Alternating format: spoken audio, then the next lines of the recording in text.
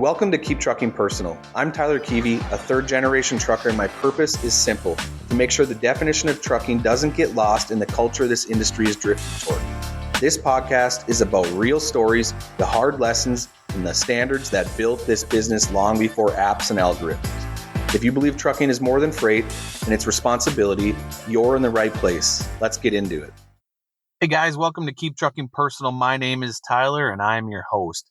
Today, I want to talk a little bit about another question I keep getting asked. And it's not about drivers that are already in the market. It's about drivers asking how to get into the market. And it's my runner-up question, right? My first one, which was an episode last week, is do you hire SAP drivers? And I wanted to cover that and talk about what it is.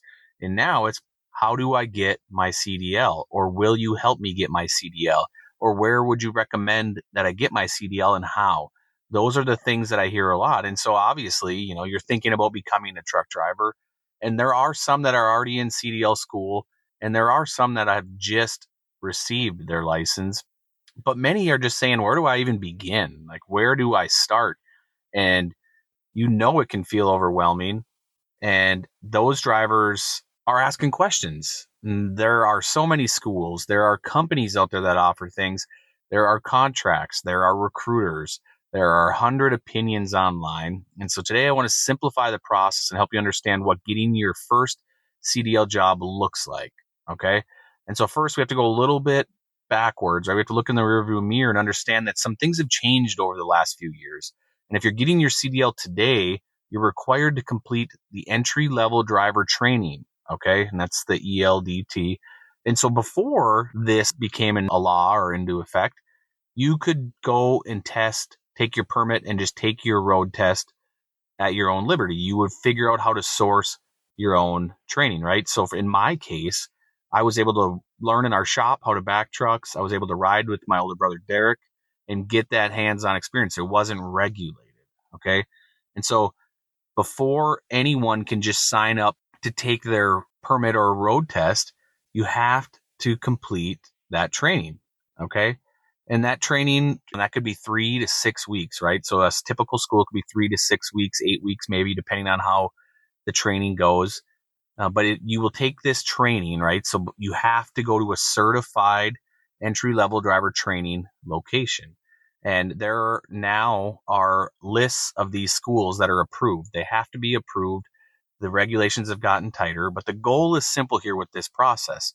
It's to raise the baseline. Right, it's to make sure new drivers receive both classroom instruction and behind the wheel training before getting behind the wheel professionally. They want to make sure that you know what you're doing and that you're safe. But there isn't just one way to get your CDL, right? Like there's many that you can attend. There's several. All right. One option is paying for private CDL school yourself.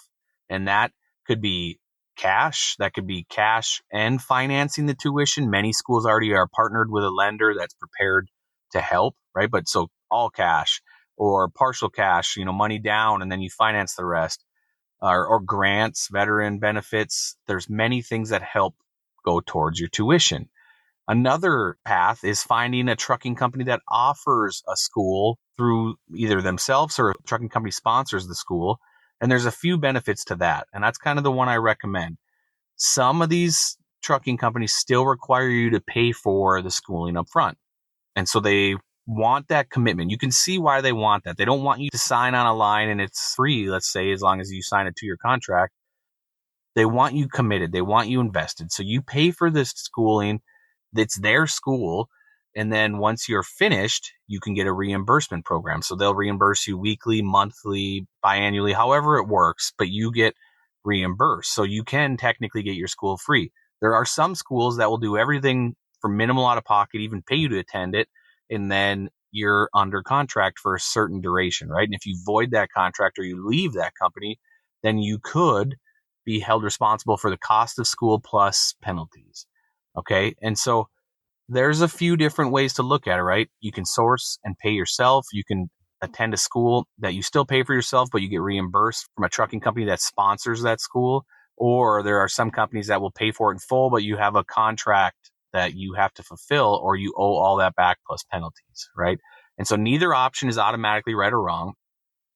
But the important thing is understanding what you're signing. So make sure you read the agreement, ask the questions, and know your commitment before you commit. Like I said, I always often recommend find a trucking school that's sponsored by a trucking company and make sure you work that in tandem. You want to leave this school with a job. Now, whether it's completely free and you sign a contract for 2 years, or it's a reimbursement program, which means if you stay there for a year, you get reimbursed for that year, but then you're able to leave at leisure. Like, there's a few options, and it depends on where you live geographically and what the commodity is and what it is, and if it's OTR or local. Like, you can see there's a lot of parts to it. It's not just one simple answer. But there's something I wish every driver knew when they're brand new. Your first job doesn't have to be your forever job, okay?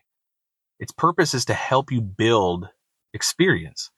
And so every experienced driver was once a rookie, right? We've had episodes on this before, rookie drivers, but everybody starts there, myself included. The first year is about learning. And so make sure, even if you're questioning the company, you should focus on getting the experience, getting the time backing in, getting the trip planning time, understanding and learning the weather, learning customers, and learning how to manage your clock on your hours of service. So time management, learning how to be a professional truck driver. Don't worry about finding the perfect job on day one, or don't get lured into clickbait on social media. Focus on building the experience. Okay. That's what's most important, is you want to get that experience that helps you become a better driver long term. I see so many drivers that sometimes also get in like autopilot. They're not taking it for what it is. Focus on the planning, focus on where you are, focus on remembering the truck stops and your preferred areas. Focus on taking all that in and absorbing it, because you want to build that experience that all the companies in the future are going to ask for. Will you hire a 6-month year CDL driver?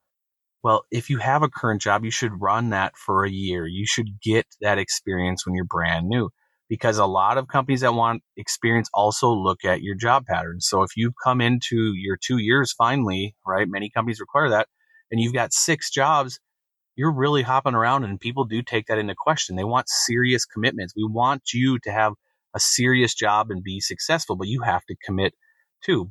And so nonetheless, insurance requires experience of certain companies, or they charge more, or maybe they don't cover that driver at all and they deny it. And so that's why carriers establish minimum requirements. It's not because we don't want to hire new drivers.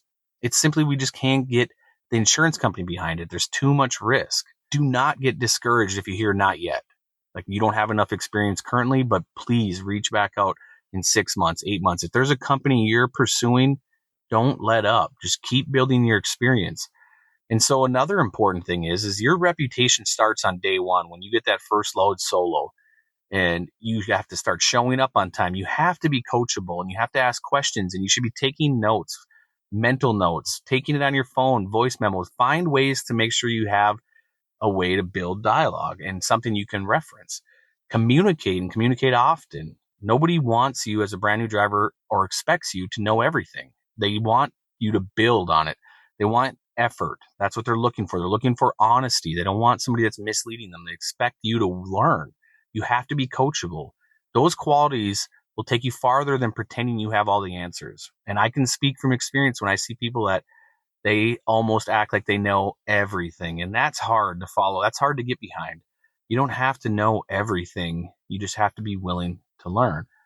And so make sure you're not just following, like I said earlier, that clickbait or the biggest advertisement, the highest pay, the biggest sign-on bonus, the flashiest truck. Ask yourself, who's going to teach me? You should be asking yourself that. Who is going to teach me? Who is going to invest in me to be a better driver? Who's going to help me become a better professional? Money does matter without a doubt, but experience is an investment. And the better foundation you build, the more opportunities you'll have. And your first few months for sure are going to feel uncomfortable. I've spoken to a lot of drivers that started out in maybe the deep end of the pool, going straight into OTR, and they weren't comfortable yet. And it's intimidating. I know that. I acknowledge that when I speak with drivers. I've never crossed state lines, or they're working locally and they're getting ready to stretch their legs and see what's out there. It can be uncomfortable, but it's okay.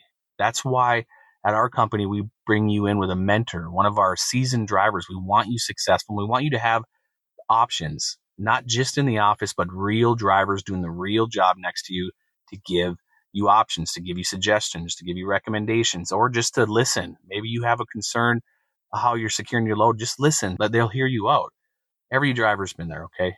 Don't quit on yourself. It's intimidating out there, but it is a great profession, and it is nothing better than getting to see the countryside and travel and learn and keep asking questions. I love when I get these questions. That's why I'm focused on these certain topics, because they're real. These are real questions. These are questions that drivers are curious about the industry, but they're just not sure what to do. Okay, so just keep showing up. Find a trucking company sponsored school, speak with trucking companies, make sure you work it in tandem. It depends on your financial situation, how you start. Everything comes into decision making, but now you kind of get the gist of how it works, how it plays together. And so if you're thinking about getting your CDL, I just really want to encourage you. This industry has so much to offer. It's incredible. And it has careers that it's built, and it's supported so many families, including my own, and built communities for generations. But success doesn't happen overnight. You have to learn the craft. You have to protect your CDL, find good companies, find companies with mentors. And your first job isn't about proving you've made it. It's about building that foundation that people will see and recognize, and helps you build the career you're going to have. So thank you for listening to Keep Trucking Personal, and be safe out there. Appreciate you tuning in. If you got value out of this, subscribe and send it to someone who takes pride in the job. We're not just moving freight, we're shaping the culture. Catch you on the next one.